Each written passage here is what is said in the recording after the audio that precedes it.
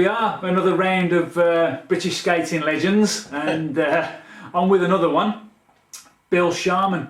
So, just for the record, Bill, what's your full name and date of birth? William John Lawrence Sharman, 12th of the 11th, 39. Right, okay, you didn't have to give you, don't have to give the year if you didn't want to. No, but so where was you born, Bill? In St Pancras at Bow Bells. Right. I'm a proper Cockney. So you are a proper Cockney. Yeah, I was born in that hospital. Right. And my mum took me out to Chalk Farm after that. And how did you get into roller skating? I lived in Finsbury Park at the time, and John and the gang, there was 4 of us, and they used to always go skating. And at the beginning, I cobbled a bike up together from the bomb site round the corner. I was about 14 at the time, and my mum surprised me. She said, Bill, you better come off that bike. I had no brakes, I didn't have a saddle, and we had no money because the old man had left home. And I ended up riding it around Finsbury Park. And my mum surprised me on my 14th birthday and gave me a bike. So I used to go around on the bike, and then all the gang of us used to go around their bikes. And then John said... Foley, you're talking to John Foley? No, this is John, somebody else. Right, okay. Lived in our street right, sorry, yeah. in Finsbury Park. Right. Fonthill Road it was. Right. And John said, why don't you come skating with us? I said, no, don't fancy that. I remember my mum bought me a set of skates when I was about 6 or 7, these old rubber things, and metal things. And I used to love it. I used to go tearing around. I used to go down to boxing club, ABA boxing club. I got in the ABA championships, but packed it in because it got too hard. They were knocking the shit out of me. I couldn't take it. I did judo as well, so I really didn't have a lot of time for skating, so I never bothered. And then I joined the Southern Road Cycle Club and enjoyed that.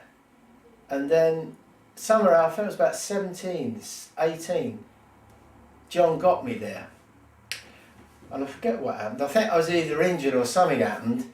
I couldn't ride my bike for a reason, or I couldn't afford to buy a front wheel or whatever. And then I started then. Then a year later, he asked me to join the Palace. So I applied to join the Palace.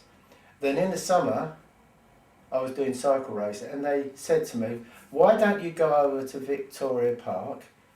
I think it was Crystal said to me, you would make a good road skate, he says, because you're quite physical, and big. I said, well, I didn't think I was big, but he did. Yeah.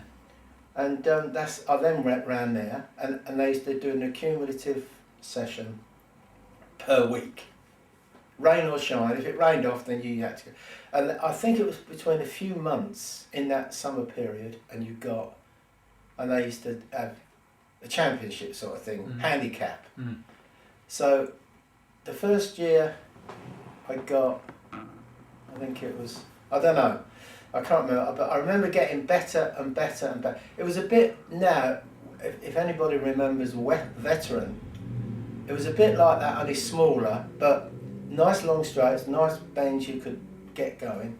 The second year, the overall, I won it. I can't remember what I got the first year, and I won it.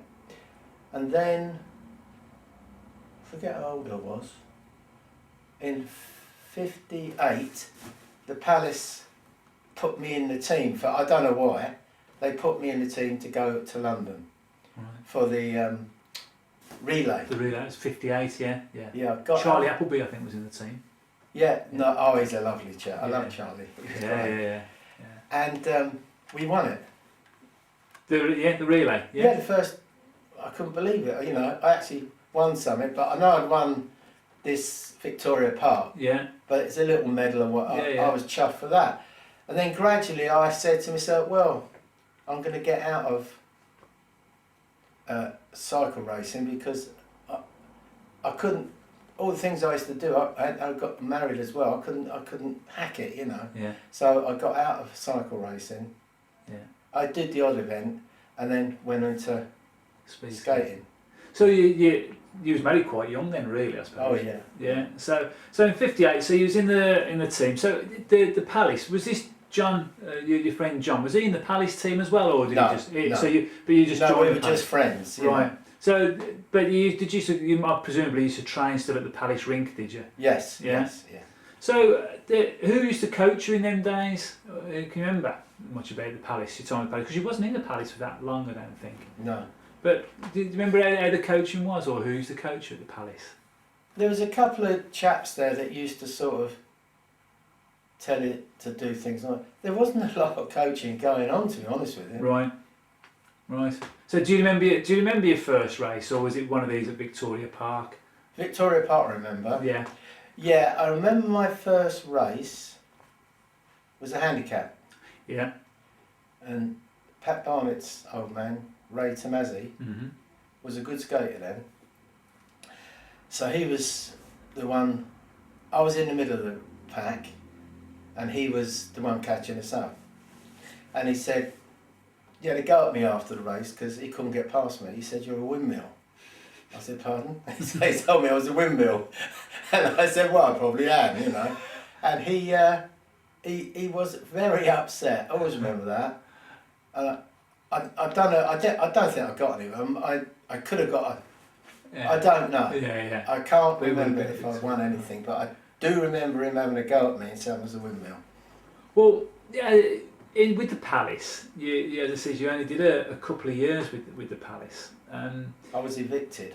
I was going to ask you because then you in 1961 you went to South London. But so what was the story there then?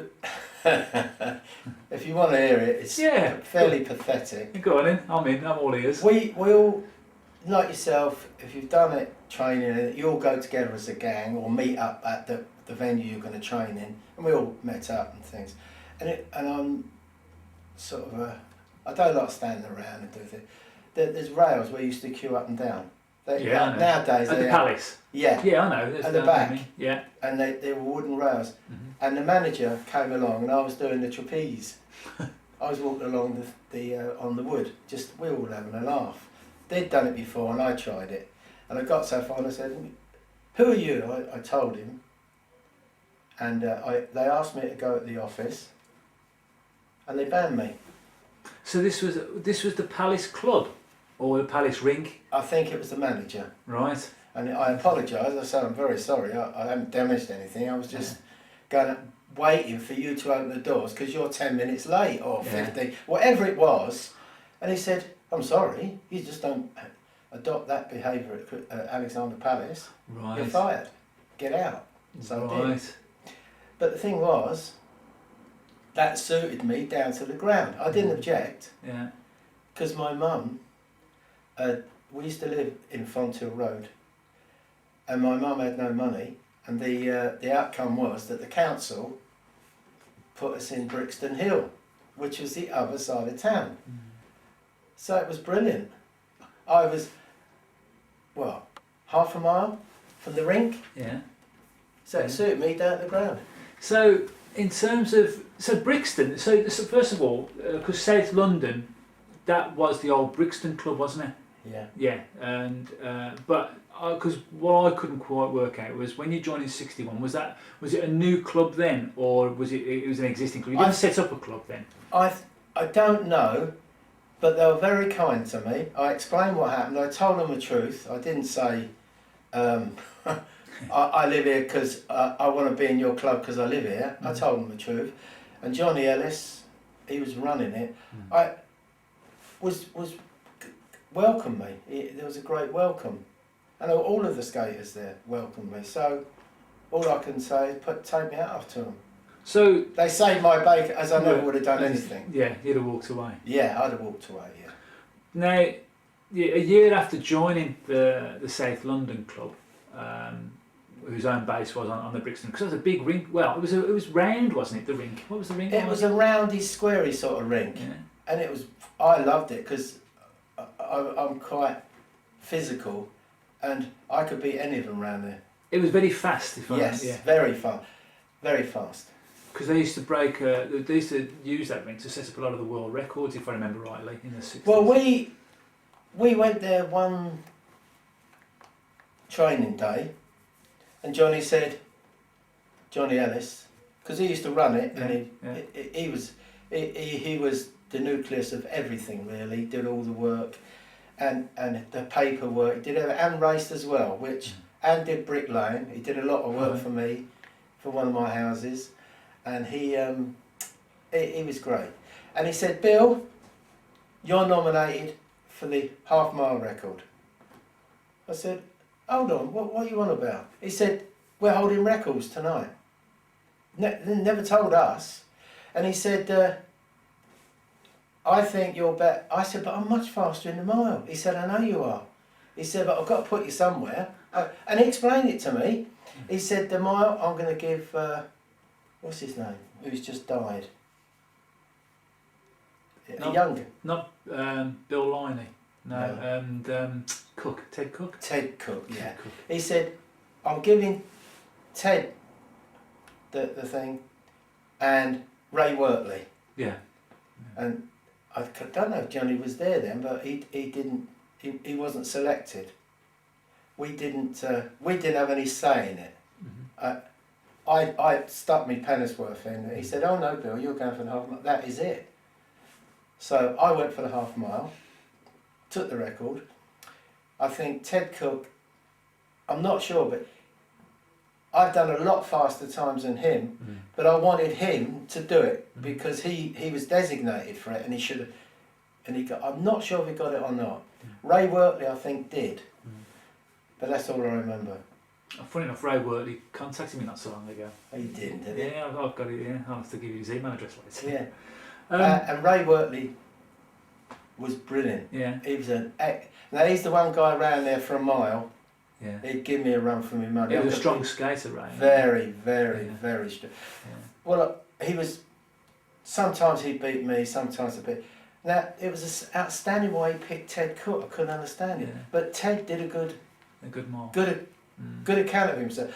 It may be that John was building up, keeping the people there, which he was good at. He was a good man-to-man person. You know, we weren't idiots. We were young and stupid, but we were men. We weren't kids. Yeah. And he treated us such. He was very, very nice, Jeff. That's what happened. Well, in 1961, so that would be, 62, which is a year after you joined South London, in 62, there was you, John Foley, Ron Hawkes, and Johnny Ellis, and you won the relay championship on Brixton. I think the Midland team, which was the likes of Les Woodley, Danny Kelly, Ricky May, and Ray Roberts, sometimes Graham Stead, who were unbeatable, and probably unbeatable on a world scale, let alone on a club scale, were disqualified in the semi-final. I don't know if it's against yourself, but I know they were disqualified in the semi-final, which left the way open to yourself. But do you remember that race? Do you remember winning the championship? Oh yeah, very much so. Because we were the underdogs. Yeah. We knew that. Yeah. We knew we weren't.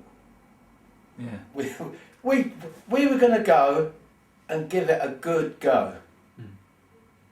And we lifted up Johnny Ellis at the end, and it was wonderful. We could give back to Johnny what he'd done for us. I'd only been there a couple of years. I was the in-runner sort of thing. There were some nice people there. There was in the club that raced, and there were nice people, but they gave everything to, and we all got Johnny, and we thought it was wonderful. Because he wasn't really an established skater. He was on the peripheral. He probably would have been a marvellous skater, but all the jobs he had to do from running that club, and his wife, and I thought it was wonderful, and we all participated in giving it all to John. I remember Johnny Foley saying exactly the same about that race. He says that it was really his crowning glory, like Johnny Ellis's moment, if you like. He for him. But he was a better skater than that, because I'm sure he came the year I got stepped on by Woodley. Yeah, yeah. Can I say this? You can say what you like. Yeah. I'm sure he got third. Yeah. And you don't get third in the championship if you're not a good skater. Well, you've got to go into the final to get third. Exactly. And there's quite a lot of skaters. Yeah. And I felt because I lost, I'm sure he got it. Yeah, I'm pretty certain you're right. Actually, I'm pretty certain that Johnny Ellis did get a medal in the championship. But I thought Les Woodley Yeah. let the side down as far as racing goes, because his line went. We were so fast round Brixton. Yeah. I know perhaps you thought we won it as outsiders. Yeah. We Was it the half mile or the mile? the half mile. It was 1961, so it was the same year that you had the relay. We were so fast round there. There wasn't anybody we couldn't beat round there. Les Woodley actually says that in his interview. He said that on Brixton, he said the Brixton boys around their own rink were very, very strong, and and he mentions Folly, obviously. He never mentioned me, did he? Not that I recall, but I'm not saying he didn't. I don't know. I've not seen his video. But what he I did said, say he that knew. He knew. So what happened? It walked me through the race, then 61 half mile. Well, I'm not sure how many laps it was. It was a big rink, so it couldn't have been that many to the. Couldn't have been that many. So if you were racing, you had to get on with it. Now I was a reasonable starter, and I can only remember 3 in the final, and I can remember Johnny Ellis. Right. And he came up to me before we got on. He said, "Bill, give that Woodley a hammering." I've never raced Woodley before. I'm sure I hadn't raced him before then. Probably no, maybe not. He would have been winning championships, and I wouldn't qualify because it wasn't that good. And but there, I was out to win it. There was no question about it. Yeah. Couple of laps, he won the start, and you could see what he was going to do. He was going to go down round there. It was like 4 different bends. But what you do, you don't skate it the way he did it. What you do is you skate it all the way round. Yeah, it's a circle. Right? Yeah, as a circle, and it's quite easy to do. Well, obviously we had an advantage over them. Second, tried him. Third, tried him. I tried him outside, inside, and he could increase his speed. This was the problem. If he went too fast on the outside, it was I did one year, and I put a big hole in my leg and got stitches. Right. So I knew that if I went too fast around the outside, which I could have done, I would have think. But he was cute enough to accelerate. So I went inside, outside, and about there's a couple of laps to go. I think it was 4 or 5 laps the whole race. It wasn't very long. It was very sharp and get on with it. And I then decided this was it. So I did nothing for half a lap. Just kept there, kept there, kept there. And it was at the bottom, we call it the bottom end. That's nearly, if you look left, that's where we walk in to get into the rink. And I went on the outside, and I knew what I was going to do to him. I was going to bring him to the outside, and then whop up his inside. And I knew I could hold the bend because I'd just skate away from him, because he was going so slow. I didn't think he was purely out there to stop everybody, which I think you're entitled to do as a skater. So anyway, I then stepped out, and then controlled my speed, went inside, and he walked straight into me. So my reaction was, well, you can't do this, but you've done it. And I know the judges, Bill Sharman's a bit of a Jack the lad, and he throws himself around, which I do. I'm not a great skater, but I could cope with it. So he put his shoulder into me, I put my shoulder into him, and he went spooling out. Now I think he got third, I'm sure he did. Oh, Johnny Ellis got. Yeah. I don't know how they worked. 1961. The only time the half mile was on Brixton was 1961, and Les Woodley won it. Yeah. Yeah. Oh, he won it? Yeah. Because I must have pushed it, but I tried to get him out. Right. I've got to be honest. I thought, you're never in that, because he did step right into me. Yeah. And I got disqualified. Right. I appealed, and I lost the appeal, so History, And bit of history. I thought he was an Italian then. He was certainly an intelligent racer. So that was 61. So really, already you was making the finals of the British Championships in 61. But you didn't get a medal in a British Championship until '64. In actual fact, February '64, when you was third in the 1 mile on the Palace. Do you remember your first championship medal? Yeah. Yeah. The half mile. Because Yeah. I considered that I'd won it, but I didn't. I didn't get in the books, but I'd won it. This is the mile. This is. I'll tell The you. half mile. No, this was the 1 mile. That he was third. The very first medal was '64. The 1 mile. I'll tell you who was first. Les Woodley won it again. Folly was second, and you was third on the Palace. I don't know if you remember that. That was the one. That was the 1 mile. I remember that, yeah. Yeah. But I thought I'd won the half mile. Oh right. In my head. Oh right. But not in the books. Right. No. Yeah. And I'd won quite a lot of races in between that because I won the South Sea Yeah. twice. Yeah. I won the where was the others? I was always there or thereabouts, but I didn't have the talent of Johnny Foley or Les Woodley. I was a contrived skater. I started late, they all started early. I was a contrived skater, but with great determination. So your strength was your strength. What you're saying that you was quite quick over the ground because you won the half mile. You know. So, but '64 as well was the year you went to Madrid. Mm-hmm. Do you remember? What do you remember that trip? Oh, awful. Really? Yeah. Got there. His nibs chose the best hotel, I reckon. I mean, what's his name? This is Henry Crystal. Yeah. Yeah. I then. Sorry, I might keep him. No, you okay. Yeah, a bit of a fidget. That's all right. We got there. I was overwhelmed by the hotel. Incredible. Wonderful hotel. Because when you're in London, got no money, like you don't go to hotels like that. It was great. Anyway, the racing, we went round the track, and we had the food and the food. I'm not sure it's too rich for me or whatever, and I got stomach bug.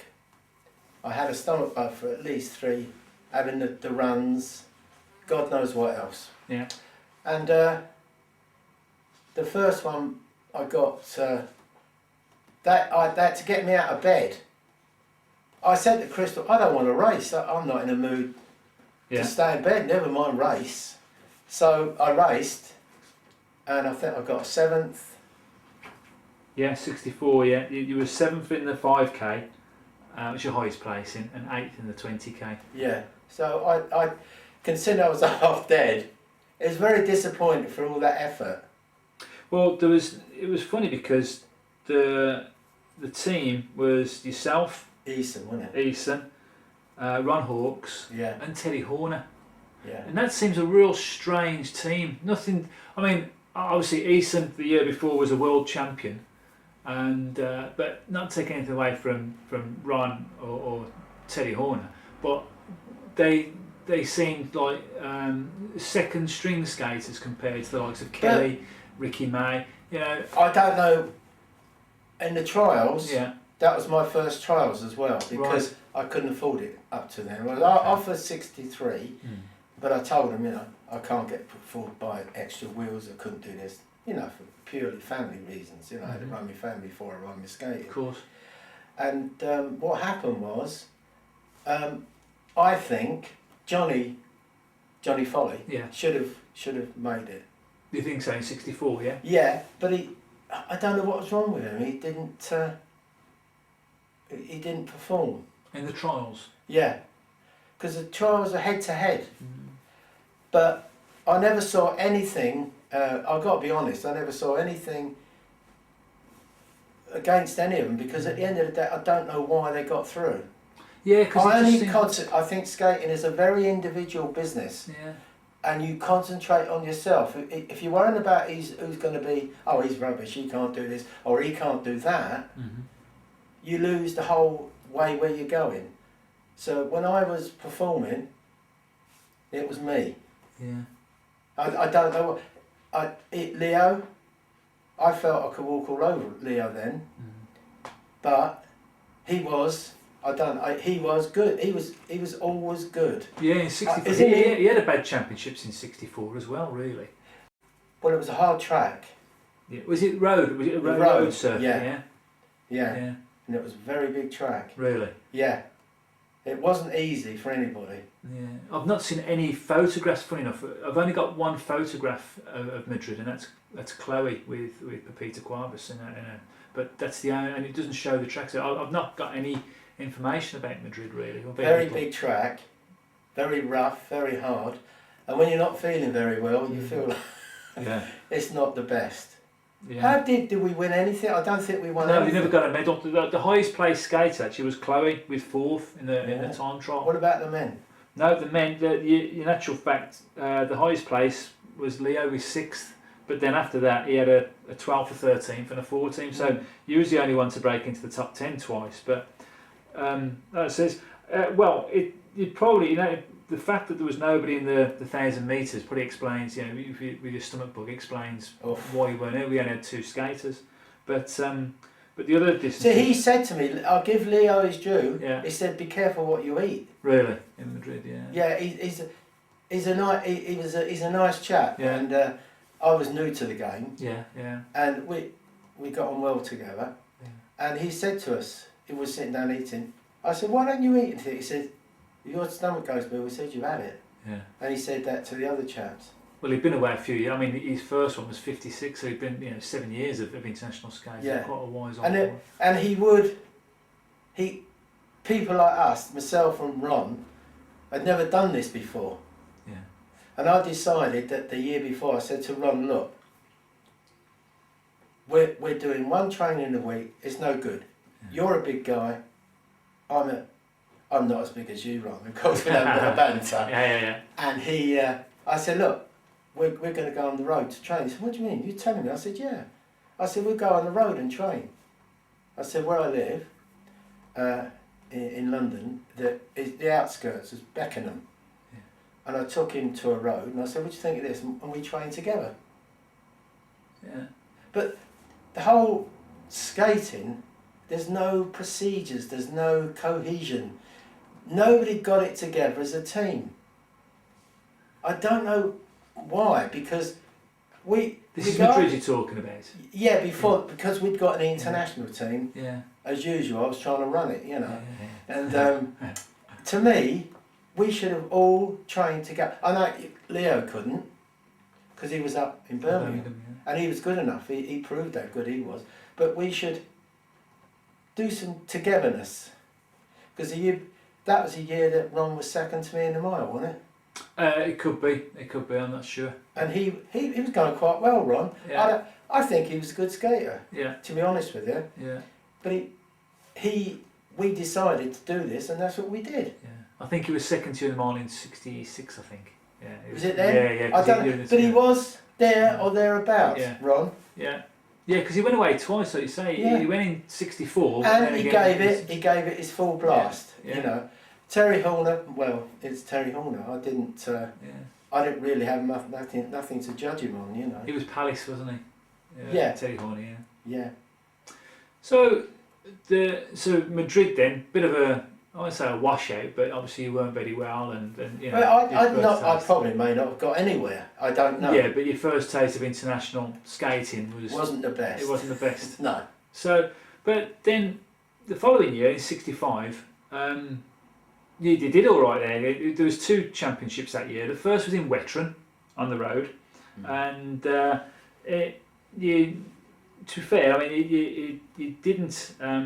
I didn't like the track. No, you only did 2 races there: the 10,000, the 20,000. And I was in Wetteren. Yeah, you was 5th in the 20, but you was 12th in the 10, and that had been in the July.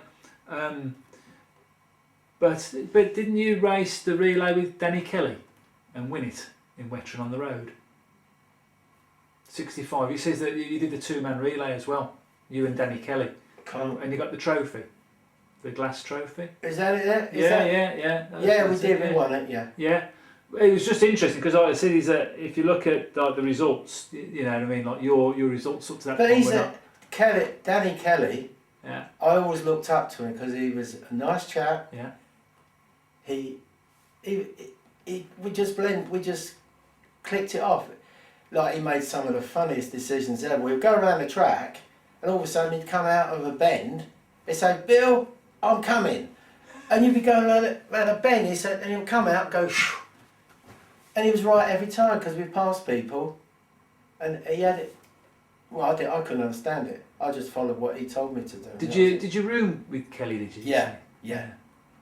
So what did you make of Danny as a bloke? Nice chap. Yeah, you like Danny. Yeah, loved him. Yeah, he's good. Loved him. Yeah. Well, it's fair to say that I wouldn't room with Leo.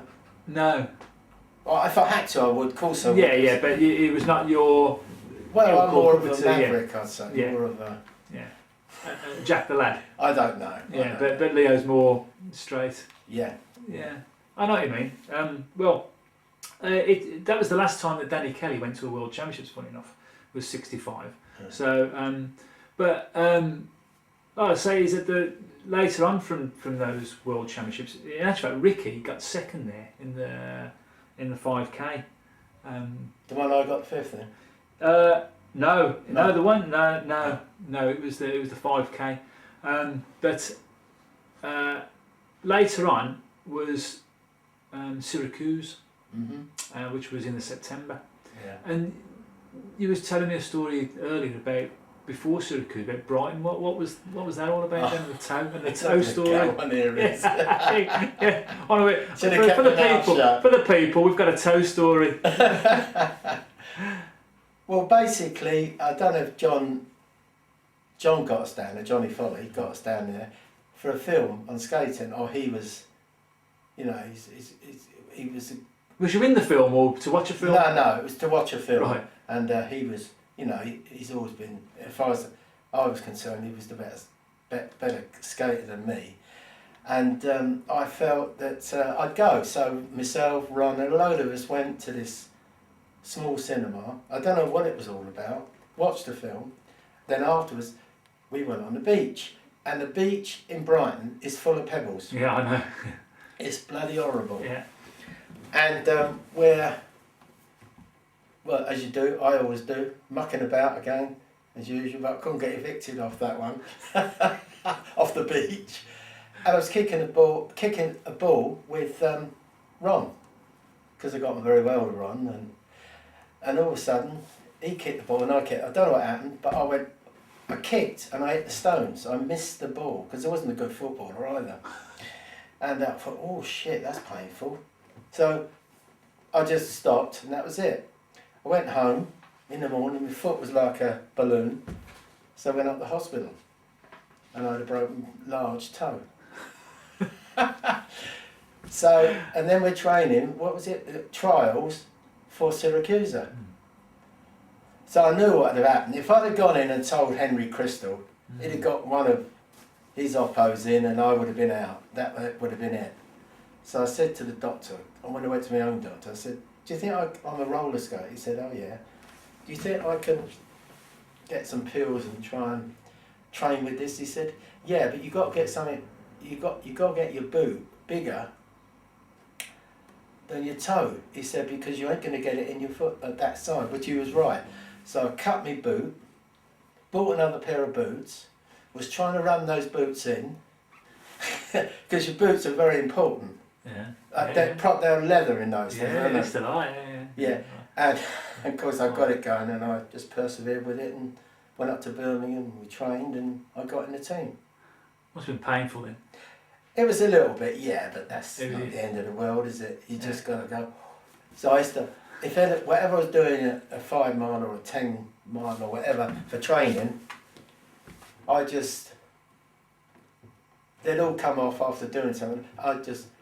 I knew I was going to have to do it, so I would go around the track and run it in, run the pain in.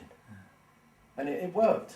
So you mentioned Henry Crystal, and then we spoke very briefly about it. So what's your take on Henry? Because there's a lot of people have a lot of opinions about Henry. He was obviously around the sport for a long time. Well, what's your take on Henry as a man and a manager, really?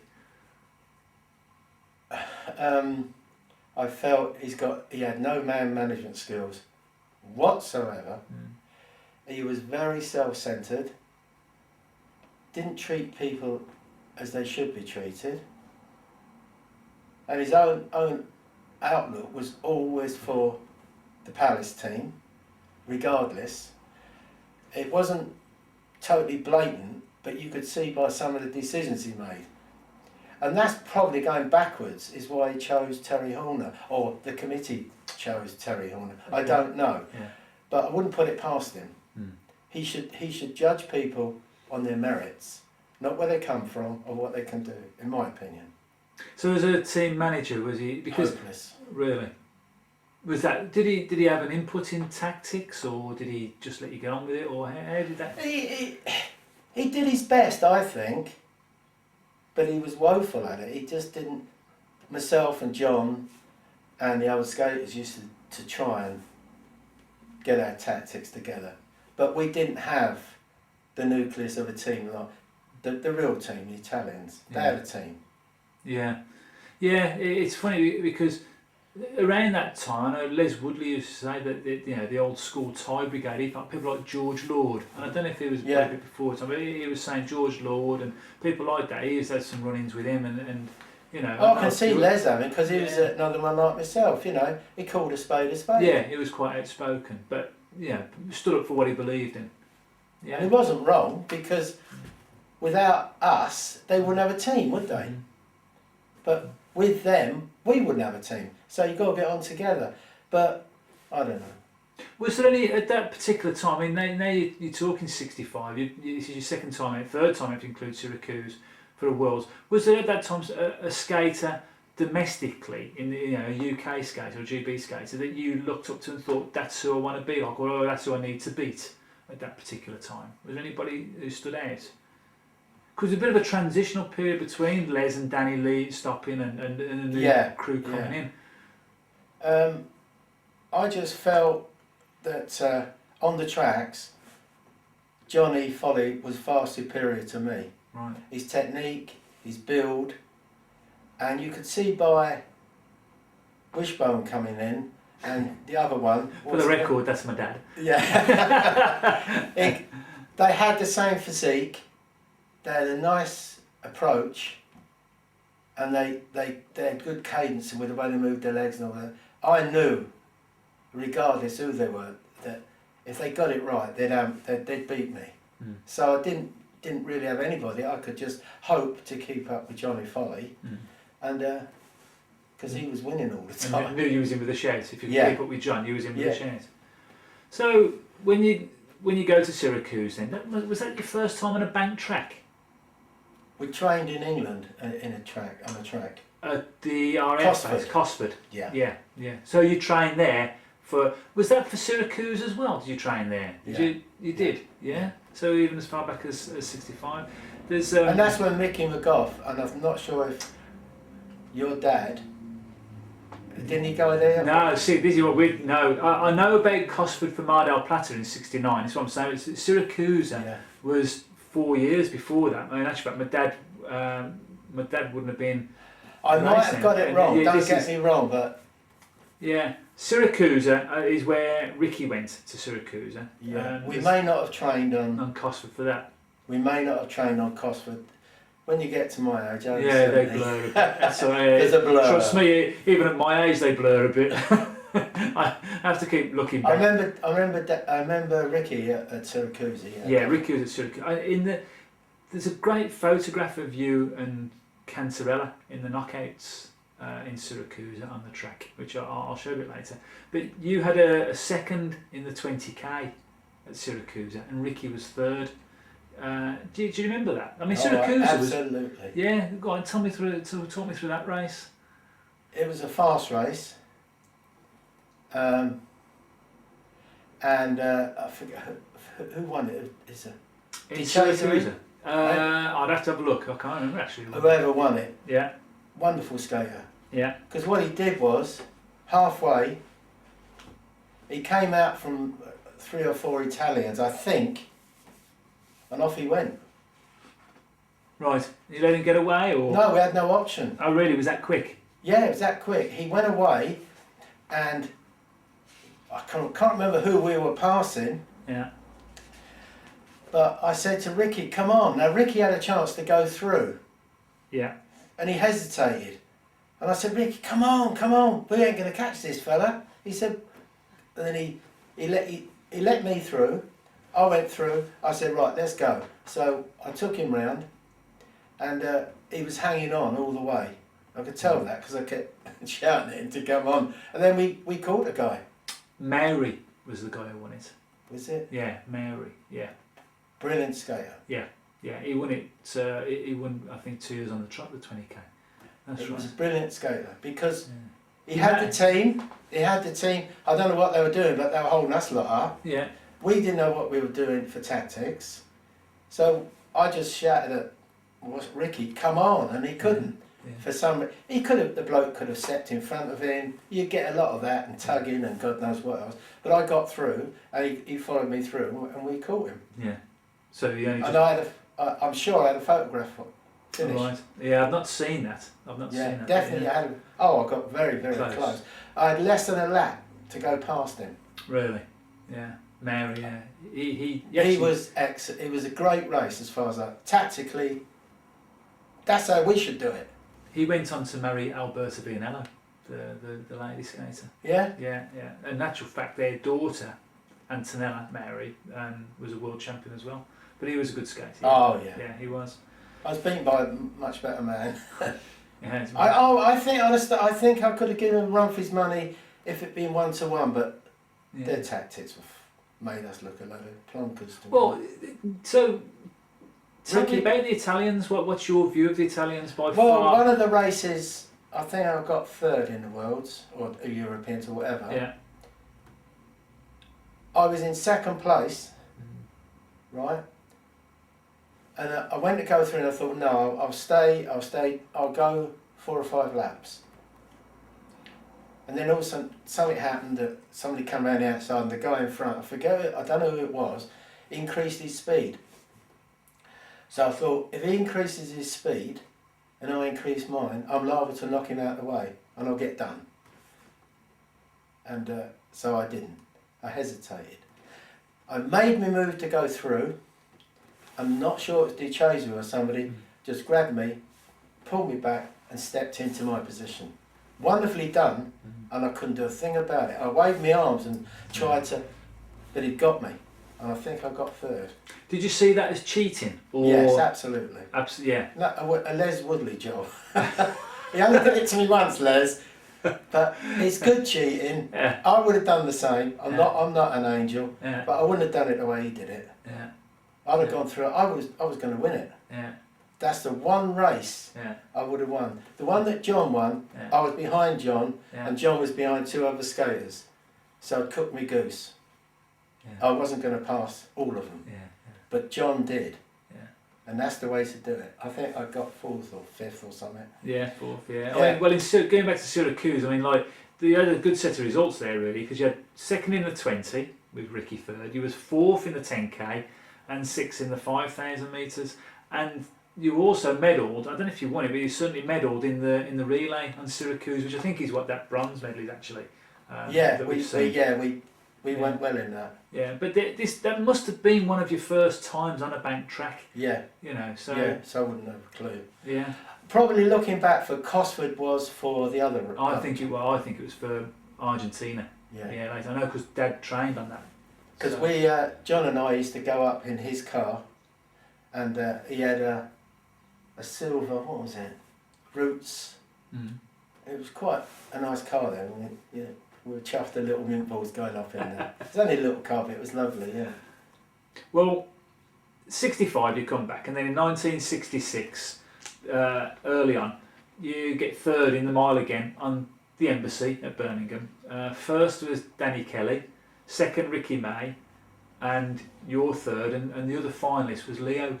Do you remember that in the mile at the embassy? No. You don't remember that one? Well, I can tell you later on that year, in the May, you won your very first ever British Championship in 66.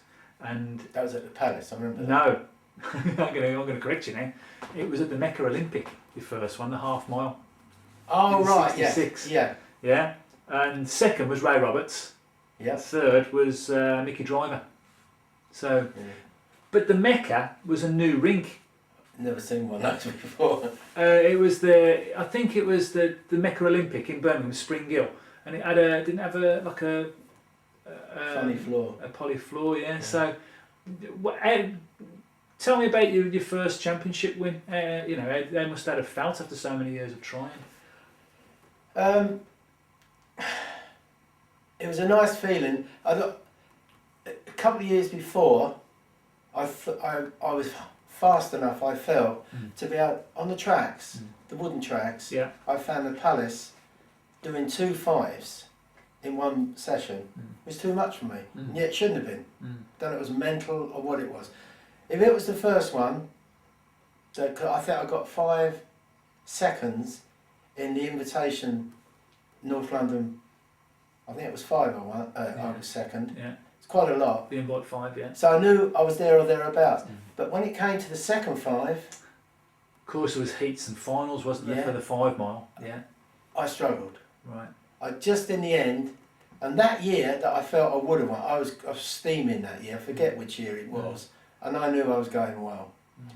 The outcome was that I got a third. Right. Yeah. No, not a third. I forgot my skates. Oh. That's what I mean. That's what I'm like. I forgot my skates. Well, you turned up to a championship without your skates. Yeah, and Right. I borrowed a set of skates, and I think I got 6 or 7. Yeah. But another year, I scraped through. I got through. You did get a bronze in the 5 mile. Yeah. And is it Lipia? Lipia was long gone. Well, Lipia won the. Lipia. I think he the gave. mile I think he in gave me a 59 walk. Lipia, but But he walked all over me in that 5. the 5 mile did he? Yeah, skate? Oh, yeah. right, okay. I really struggled to get past him Right. because he was a bit like myself, a bit like Yeah. a flapper and all, not like John, all skill and the Yeah. Kellys of the world Yeah. but he was always upright, wasn't he, Les? Yeah. Very upright skater. Yeah. So, but so. The actual surface, sorry to digress. Yeah, no, that's okay. Yeah, The mecca- surface- Yeah. I don't know, I just found it quite easy. Was it grippy? Yeah. Because I remember in the final, it was in the final or semi-final, I took the bend too fast and I fell over. Was it still wooden wheels then? I Or were they plastic wheels? I can't remember. what were the wheels? Did you use plastic wheels though at some stage? Oh, in the road, yeah. On the road, In the road. Right, I don't. No, it didn't on the track. On the No. Mecca. Yeah, it was wooden wheels. Okay.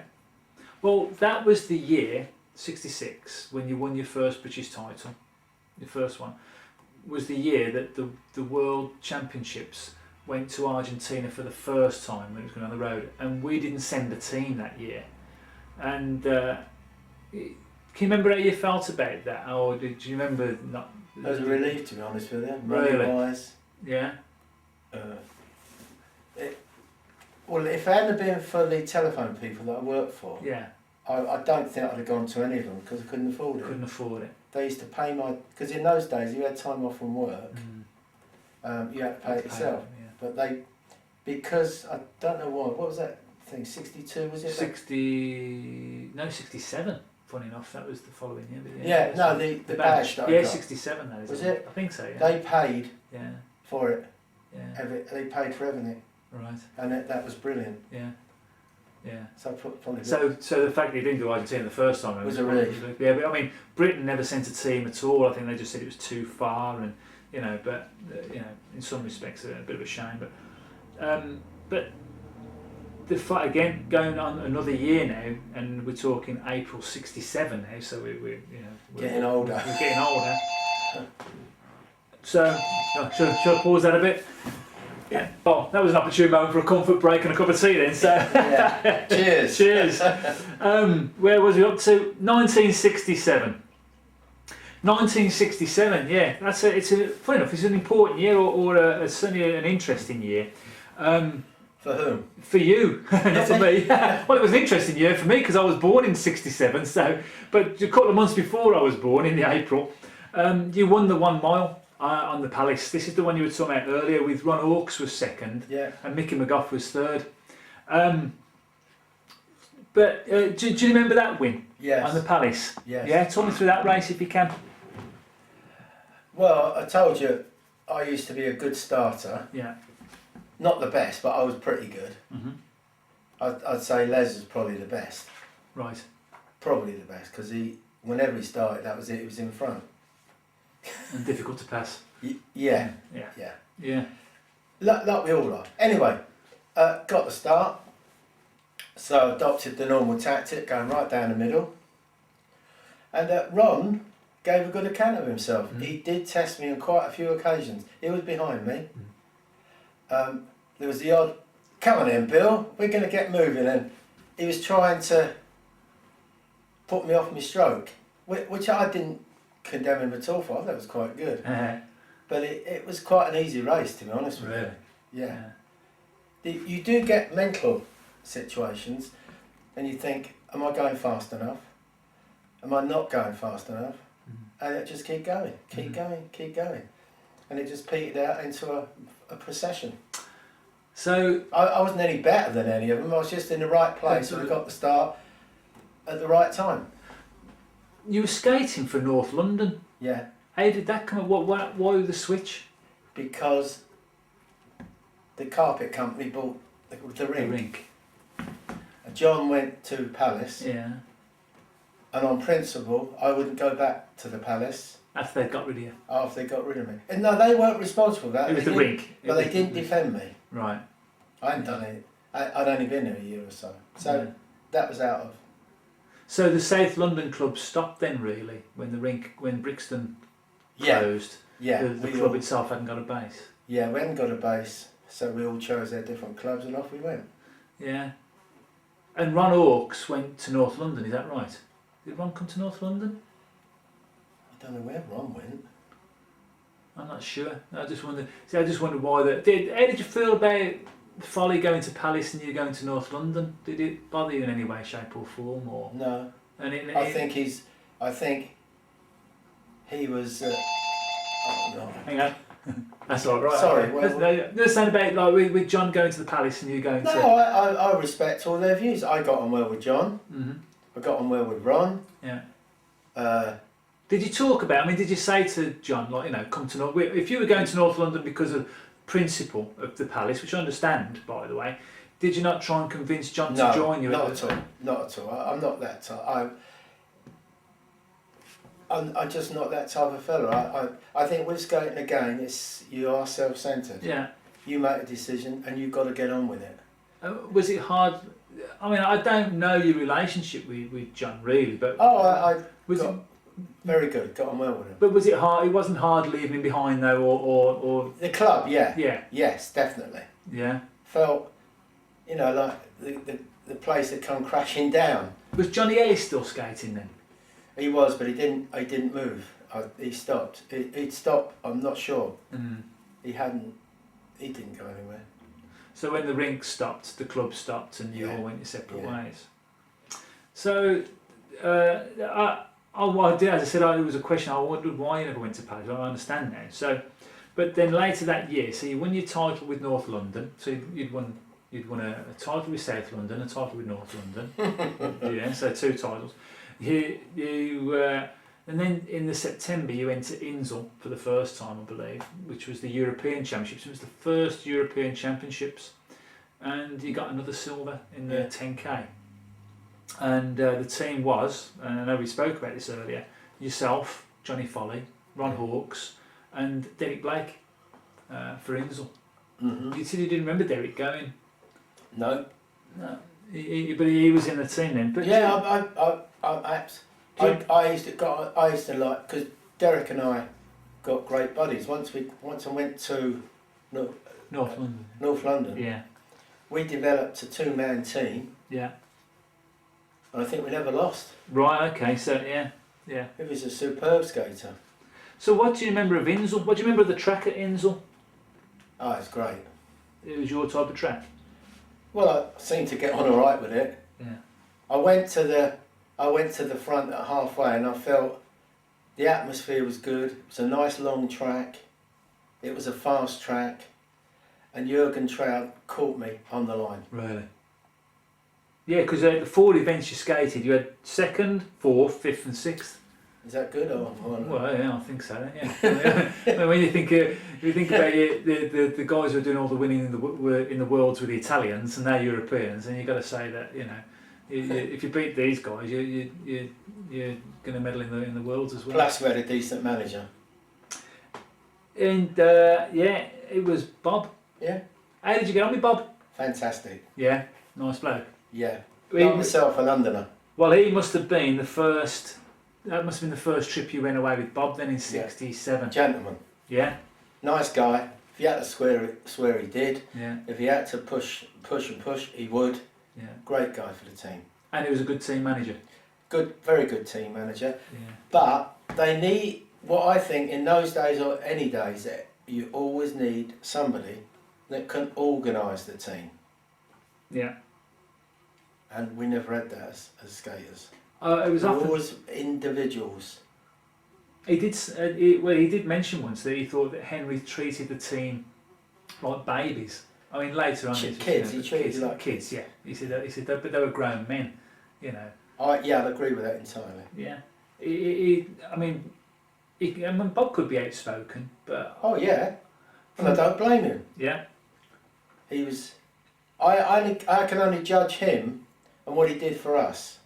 And what he did for us, I don't know whether he personally motivated me on that trip, I don't know. No. But it felt that way, must have. I know you went away the following year with him as well. But with who?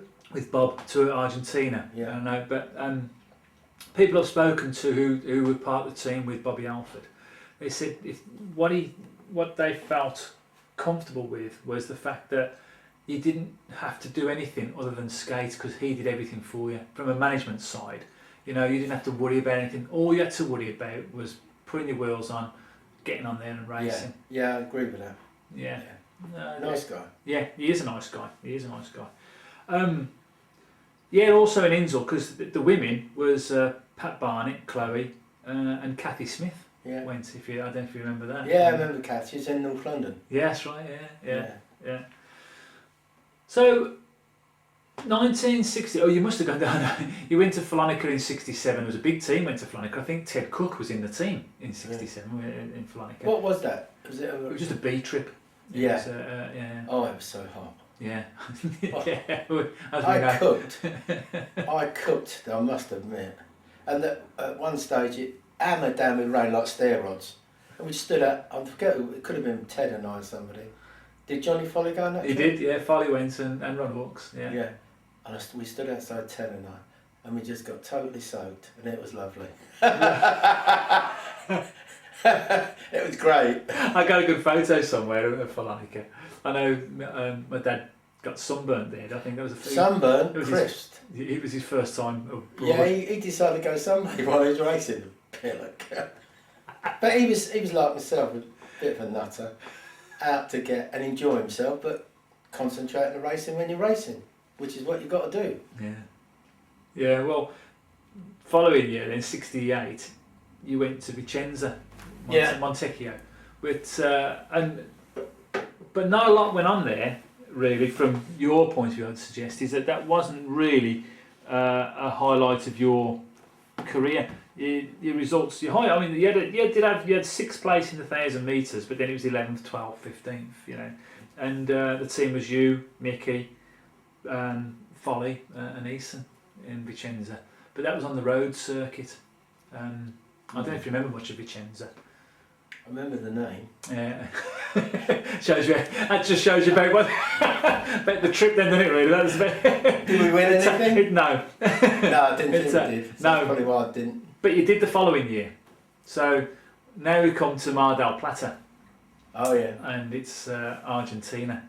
And so Argentina, we were talking about this earlier. You didn't. I'm amazed that you don't remember dead heating for second.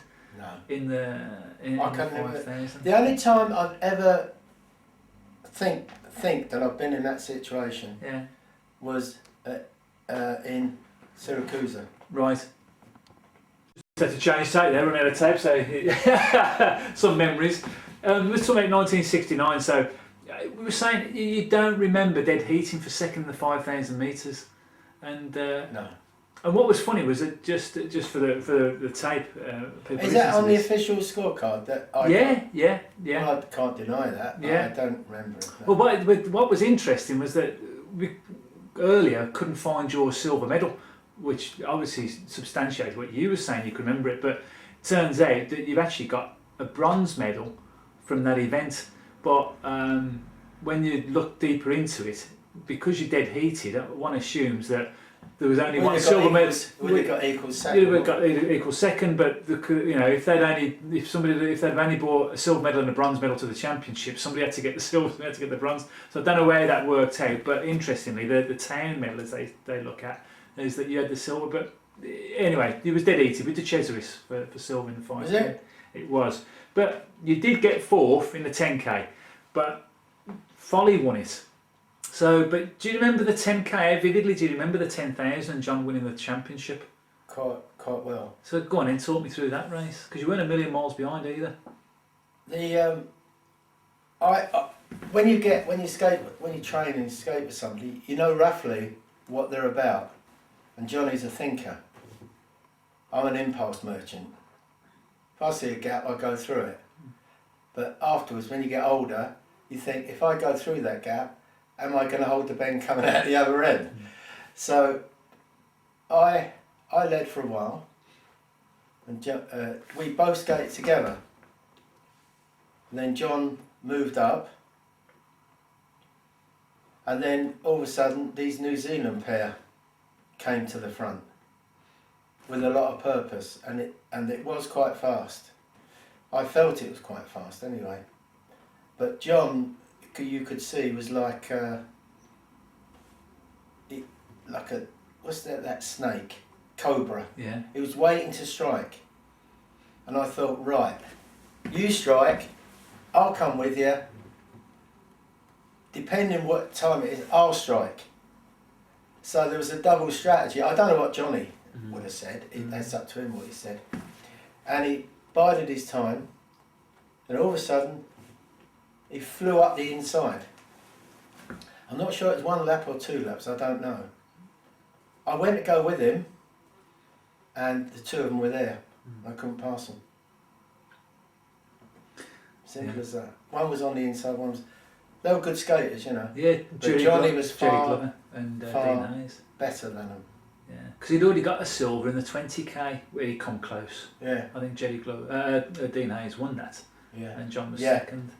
And he said, I know when we spoke to him, he fell on song, but I mean, second and fourth. I mean, in the World Championships, that's still an achievement in itself. But I mean, was you pleased? I suppose it was hard. I wasn't pleased. No, you wasn't pleased. No, because the scenario was, if the two of those guys had been in line, I'd have passed them as well. Yeah. I'd have just jumped in with John, because he's got good cadence. He's pretty upright, and when he goes, and he's got a great balance, and he's a far better track skater than I am. But I knew what he was going to do, but he carried it out to perfection. Was you jealous? No, not at all, because he's part of the team. I'm sure he would. Jealousy is in the mind. Me, it's what happens. I'm like that in business. I'm like it with everything. Because at the end of the day, you only get what you get. If you fall over and bounce up and jump in front of the bloke and win, well, I think he's a jammy bastard. But that didn't happen. It was pure tactics. If you and him had both passed the New Zealanders, would you have raced him to the line? Oh yeah, no problem at all. I was going to jump him. Yeah. But I didn't. I couldn't get past them, and it was quite. Johnny had set a hell of a speed as well. It was a tremendous win, I thought, and his ability took him. Ideal tactics. Yeah. Yeah. So you'd have raced him to the line. Oh, absolutely. He knew. He'd have known that, but he wasn't. In his mind, he wasn't worried about me, and I wasn't worried about him. The jealousy doesn't come into it. In the race, afterwards, I was pleased I got fourth, to be honest with you. Yeah. Because it could have easily happened like that other. I thought Vicenza, I'm sure I got pulled back, or one of the races I got pulled back, one Italian, but it could have been Di Chosa's. I must have caught him because he pulled me back. So that must have been that race. Well, the Sorry to digress. no. I'm just. It's interesting because I just like for example, the Italians. It's evident that they all race for one another. You know what I mean? Is that like they set up a race for one person and all the others go to make sure he Well, wins. that like the guy in the Syracuse, we must have been passing Italians. Yeah. And Ricky didn't have the bottle to go where he's supposed to go. Now, if that had been me, I would have gone. And that couple of yards, few yards, we might have caught him. We could have got first and second. Ricky could have beaten me. I could have beaten Ricky. Yeah. It didn't matter who wins. It's what you do yourself, the individual. You also went on to win the relay with John Foley after on the bank track, and I think my dad and Mickey were second and the Italians third. As another classic. And we went off at the end with a flag up, didn't we? That's it. Was it a flag or something? Yeah, you got a flag. You carried the flag round. Yeah. We were all chuffed with each other. Yeah. That's what I mean. Jealousy doesn't come into it. Yeah. You know, if they'd have beaten us in the two-man, John and I would have accepted it. Yeah. But I don't remember much about the two-man. Yeah. But I know we were good. Yeah. We were good skaters on that track. Yeah. I mean, as a team, that's it. As a team, we won the team, didn't we? Yeah. And that's not been done very often, is it? No. So, do you remember coming back from Argentina? And at the airport, Heathrow. Yeah. And there's quite a few people there. Old skaters are nice, you know. A lot of them were North London, South London, and it was a very nice feeling. Yeah, coming back and having a bit of a reception. Yeah. Well, just saying hello and congratulations, and I'm not sure if the NSA were there or whatever, but yeah, it was nice. Yeah. Well, we had done well, haven't we? Yeah. The world champion. Yeah. What did I get first? You got second, won the relay. Yeah, I know the old man was fourth in the time trial and stuff. But see, he had good speed because he was a bit like John, but a different style to John. John's more upright, but your dad had a quick cadence. Yeah, which is good. And Mickey's roughly the same. Yeah.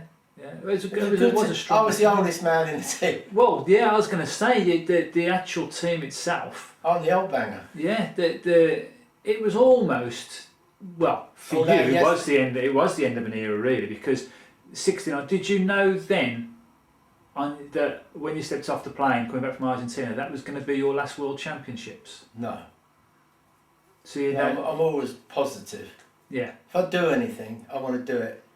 And do it well. Never occurred to me. You know, I don't know if you know this, and I don't know but there wasn't another World Championships for another 6 years after Argentina. I didn't. 1975, before they held another World Championships. I'd have gone on. I wouldn't have had skates on. I'd have had wheelchairs. With a battery. I mean, the thing is, there was a lot of years missed there for people like Mickey and like my dad. Yeah. You know. Oh yeah. A lot of decent. I might have got something. Were there Europeans bit after that? Well, the thing was that there was Europeans in veteran. I'll run it through because 69 you came back from the Worlds. Then you had a third in the mile at the half mile. Sorry, at Leeds. You went up to Leeds and got third in the half mile championships, which that was probably my most successful race, wasn't it? Half mile. We had I think it was. That's what I'm saying. I'm thinking that's what I was going to ask you. In retrospect, Johnny Ellis was right, wasn't he? Yeah, he was a sprinter. Well, I don't think so. No, couldn't touch it. Short distance. Well, you had third in the half mile at Leeds, and then you had a third in the 5 mile at the Palace, which is the one you're talking about. That was 1970. Oh, 69 rather. But which Mick won. But 1970, so we're into a new decade. You got third in the half mile again at the Palace, which Foley won. But there was no Worlds or Euros that year. But as a group, you then went to Insel. So this time there was you, Foley, my dad, and Mickey went to Insel. Did we get anything there? It was not a Worlds or a Euros. It was just an international event, and I don't know whether you medalled or what happened, but I just know that as a group you went to Insel. But the reason that was quite a significant trip for me, and why I bring it up, is that it was Mickey McGough who actually gave me the photograph of a team photograph of you all skating. But on the back, everybody had signed it. I packed it in. And you put Bill Sharman, R.I.P. Yeah. I'd retired. Yeah? Yeah. Was that your last race? Yeah. No. I think I got something after that, wasn't it? I don't know. I know that... Was anything British did I get? Well, I don't know when you went, I don't know what month Insel was in. I know that year, the same year, as I said, you got third in the half mile, but I don't That was know. after that. So that was after Insel. Yeah, I'd retired in my head, Yeah. all skating. Right. And that's why I did it. Yeah. But the lads, give them their due, Mickey McGough and maybe your dad and Johnny, said come back for the half mile. And I went back and got a third. Yeah, which and was... They actually pulled me through. Right, okay. I hadn't trained. Right. So fair play to them. They, in some ways they did, you know, gave it, which I admire. I think Yeah. So that would have been perhaps your last race then? Oh yeah. Was it... So your decision to retire, was that an instant decision? Was it? Can you remember making that decision, or what prompted it? I mean, how old was I then? Well, I can't remember. Well, if that was 1970, you'd have been 31. You'd have been, well, you wouldn't have been 31. You'd have been coming up to 31. So you'd have been 30, wouldn't you? Yeah. No, you would have been 30. Sorry, 31. You'd have been 31. Yeah. But the thing was you obviously wasn't over the hill because you just took silver. You know, the previous year you'd got second in the world and fourth, and so. In the half mile, I got a medal. Yeah. And I never even trained. Yeah. So they called. I have to say, I don't know how it happened, but they called me. I think it was at the Palace. Sure, it was. It was at the Palace that you got third. Yeah. It was. Yeah. Folly won it. Yeah, because I remember who was in the middle of us. Who was second? Don't know. Don't know that checking. The three of them. Yeah. Johnny got me through the semis. I have a feeling it was my dad. Yeah, and they were egging me on, pulling me on, yeah. And I appreciate that very much. So, I didn't really want to do it. So again, like the retirement thing, had you? Yeah. What prompted you to do it? What prompted you to retire? I don't know. I'm like that. Just thought I've had enough. Or? Not had enough. I felt I could have gone on to another European or Worlds in a year or so, but I didn't know. I didn't even check the records. We came to the race. I enjoyed it. Did I get placed at Insel? Possibly, I don't know. I think I did. I think I got a place in, and I just decided to pack it in. For no reason. Just that's it. That was it. Silver Bill. Yeah. Yeah, great. Well, whenever anybody... your dad used to call, because I called him Twiggy. Yeah. He used to call me Bald Eagle. That's right. Yes, I did hear that story. Yeah. Well, that's the sort of banter we had. Yeah, Bald Eagle. Yeah. But Silver Bill is the name that I've heard being called. Funny enough, when I spoke to John Mullane not long ago, and he said something, he goes, "Oh yeah, Silver Bill." Even after all these years, Silver Bill. But like, it's a nickname that it was obviously quite widely used in oh yeah that lot yeah terrible. Well, that's what I was going to say. So was it, I mean, because I've heard it, but who called you Silver Bill first, can you remember? Or is it either Mickey McGough or your dad? Really? Yes. Right. John would never insult me with that. yeah, I can't imagine. Johnny Foley. Yeah, I can't imagine John Foley doing that. He's far too much of a gentleman for that. Yeah. Well, I'm a gentleman as well. Yeah. But so really, it would probably been one of them parents, Silver Bill. Yeah. Oh right, okay. Well, it's true, isn't it? Was it so? Because I was going to say, was it a nickname you appreciated, or was it? It didn't matter to me. No. I packed it in. It didn't matter because at the end of the day, it was true. Yeah. What I'd gone out to achieve, I didn't achieve. I got close to it. Yeah. And had a nice time, enjoyed it, And the world's my oyster. I can do something else after that. I went into business. Does it bother you that you didn't achieve a world? Yeah, record? that does. Yeah. Does it? Yeah, absolutely. Really? I then took up golf. Yeah. And I got a hole in one. Yeah, right. So that to me is an achievement. It is, yes, I can't hit a ball. And I was quite successful in business, made a few bob, and enjoyed life. Yeah. Any regrets now, though, about not winning one? Do you ever think about it? Do you ever Yeah, I occasionally say to myself, Silver Bill, because it was true. I never won a world championship. Mm. I felt at some stage I could have won a world championship, Yeah. but circumstances were not there and I wasn't good enough. Yeah. So I tell myself, you're not good enough, Bill. But it doesn't need to air yet. It's not something that. No, it was never at the time. Yeah. I was chuffed that John won it because one of the old South London team had won a world championship. It was quite an achievement, I thought. Yeah. Yeah, but I'd say to you, if I'd have moved in when he moved, I probably wouldn't, because he was at full speed and he was very fast. I would have had a go, but whether I would have done it or not is another thing. You'll never know. But you'll never know. It's history, Yeah. all under the bridge. Yeah. I consider a reasonable. So, when you left the sport or when you retired from the sport, did you walk away completely? I came to a couple of meetings. Did Yeah, you? I saw your dad racing in Belgium. I think it was. Oh right, okay. A few years. Johnny persuaded me to come, so Yeah, I went with yeah. him. But that was about the only time. Really? Yeah. But you never. So when you stepped off the track, then for some years you never went back. Or No. You never even went to watch a. I got invited to Leo Eason. I was in Birmingham. I was on a course for the telephones. I'd left the GP. I'd gone on the GEC. You heard of them, haven't you? Yeah. And he was training still training and running around. All right. And he said, "Come and." I'd had my gear with me. I don't know why. And he said, "Come round this factory and do a bit of training with him." That was the last time I put my skates on. Really? I don't know why. I don't know what all that was about, but Have you still got your skates? yeah, they're in a bag. You have still got your skates. Yeah. No photos, but still got your skates. Yeah. I mean, memories. And of course, and your medals. Yeah. Just talking just very briefly again once more about the John Foley. You are like chalk and cheese. What do you mean? Well, John's like quite John's like you said. He's a thoughtful guy.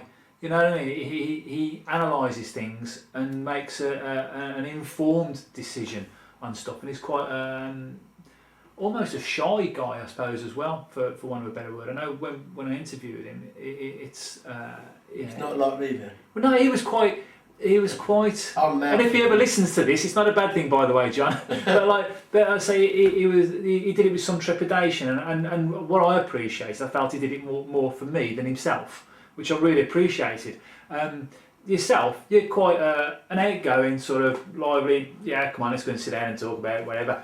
You know, but you like chalk and cheese, and yet like Foley Sharman was quite a good pairing. I mean, like, you know, how was that relationship between the both of you? No problem at all. Yeah. We had the odd row when he said he got the fastest time in I think it was a 20k. Right. I disputed it, but very, very, very. Because I admired him. He was so good. Mm-hmm. Yeah, he was. Yeah. He was good, and he didn't brag about it. He wasn't. He just did it. He's a very modest guy. Yeah. Yeah. Very, very nice guy. Marina, she was nice. His wife. Yeah, lovely. Yeah, they are. They're great. Yeah. Oh no, I never. As I say, because to me, I mean, it might not be as apparent, but to me, talking to both of you, you're quite opposite. You know what I mean? But they say the opposites. You know, I don't know about attract, but you know, certainly. Yeah, it was certainly good. Yeah. If you could pick out a moment, perhaps a moment that stands out more than any other in skating. I know I'm putting you on the spot a bit now, and it might be a bit difficult, but is there one moment that you can pick out that you can think of that within skating that stands out for you on a personal basis? In what way? Anyway, I mean, you know, but did you ever feel like Was there ever a time in skating where you felt almost like unbeatable? You know, so I mean, switched yeah, on. in one year, yes, I did. And that was the year I forgot my skates. Well, that just shows you how stupid I am, doesn't it? But I think if you go into a race thinking you're going to lose, what's the point of going in it? Yeah. I wanted to win every time. I didn't. Yeah. I wasn't as good as the rest of them. But the sheer training and determination got me a few medals. Did you ever think about coaching or judging when you stopped? Yes and no. Yes and no. I did feel it, but Never materialised. never materialised, no. So go on then. What have you been doing since you stopped then? I'll tell you a story there. I went to live in Ireland because I got divorced. I had no money. I had some money when I went, but I didn't have any money halfway through, so I decided to go into business. Doing what? Well, I'm an opportunist, I said that. And there was a bloke down the road from where I bought this house, which I thought was cheap, so I went over, bought a house, and bought a cottage in the country, in the middle of Ireland, converted it and did it up, because I went with the attitude of being English. And he worked for an alarm company, so I decided to form an alarm company. This will make you laugh. And I said to myself, you don't know anything about alarms, so you tap this guy out and then get somebody to work for you, and I'll do my job, which I was an electrician, sort of. Mm. So I did a few jobs in the town I was in, just outside Dublin, did a few jobs, and got known, met my mate Richard, I've known ever since. We've known each other well over 40 years, and ran this business called Security Supplies. It was short in name SS, so I put the headed notepaper as the SS. That's true, but that's the way I am. And I put my heart and soul into it, made a success of it. I started this alarm company. I used to have the electrical jobs on one side, a Ford van, escort van, and the other side, Lucan alarms. So whatever I was doing, selling that and doing alarms, I just switched the van and put this bloke out, Pat his name was, employed him. I used to pay him per job and started that. I then bought a few companies. I then got they're going to listen to all this twaddle. No, you carry on. This is part of Bill Sharman. And I sold the alarm company for 12 grand, which was not money those days, to an American, and he was so pleased with it, he gave me an American dollar. And I told him, well, look, I can't spend this anywhere, can I?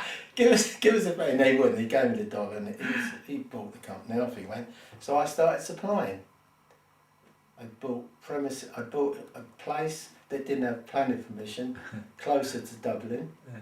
Set up the business in there, and in Ireland you could bribe people to get planning permission. So I went to see, right in the middle of Dublin, real palatial place. I went in there. I said, I've been given your name, and you can help me. He said, yeah. Have you got your brown bag? I said, yeah. He said, how much? He said, I forget how much money it was, I can't remember that. I want so-and-so as a starter.